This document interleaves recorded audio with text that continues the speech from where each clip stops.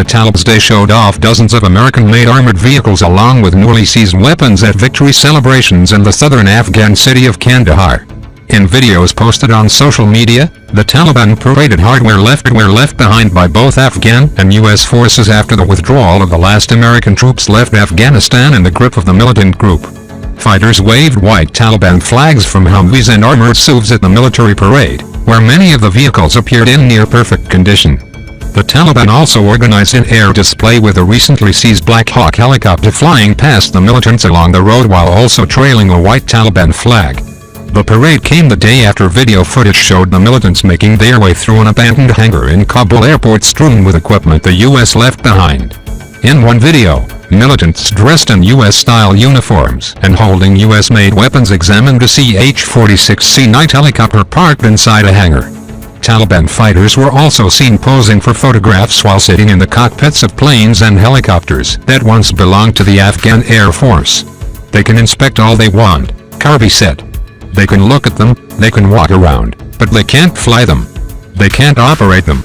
He added that the U.S. military had made unusable all the gear that is at the airport, all the aircraft, all the ground vehicles, leaving only some fire trucks and forklifts operational. Efforts to reopen Kabul airport resumed on Wednesday as a team of Qatari technical experts arrived in the Afghan capital. The source said that the technical team traveled to Kabul on a Qatari jet at the request of the Taliban, and that while no final agreement had yet been reached, talks are still ongoing at the level of security and operation.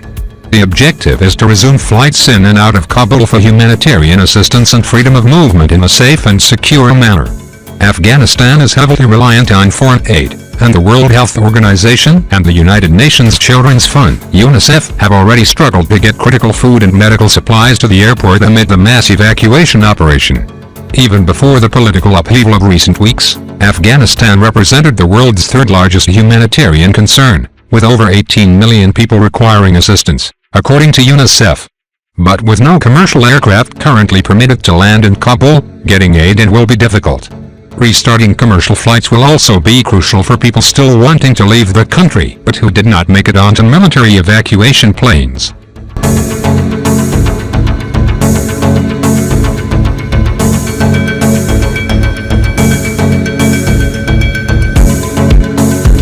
More than 23,000 people were evacuated by American and coalition aircraft since August 14, U.S. Central Command General Frank McKenzie said Monday. The Taliban have pledged to govern more moderately this time around, and said they would still allow foreign nationals and Afghans with proper documentation to leave the country after August 31. But many Afghans are skeptical of their claims, and huge question marks hang over the Taliban's ability to run the country. Standing on the Kabul airport runway on Tuesday, Taliban spokesman Zabihullah Mujahid told a small crowd that, "This victory belongs to us all." He was joined by heavily armed fighters from the Taliban's Badri 313 Special Forces Brigade, kitted out in camouflage uniforms and desert boots. Mujahid congratulated the Taliban fighters who had lined up, and indeed, the whole of the nation. Only one Afghan region is still holding out against the Taliban's rule, the Panjshir Valley, a strategic slice of territory about 90 miles north of Kabul that was once a stronghold for the Mujahideen fighting the Soviets and is now the seat of the resistance movement.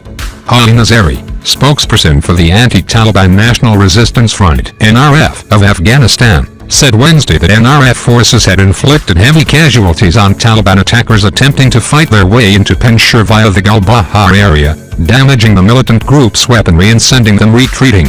Negotiations have stopped. They have reached an impasse, Nazari said. They tried attacking from two directions, one the north and one in the south. Top Taliban leadership have not acknowledged heavy fighting in the region. In an audio message released Wednesday, Amir Khan Muttaqi, a Taliban leader, called on Panjshiris to accept an amnesty and avoid fighting, but acknowledged that negotiations had thus far yielded no result.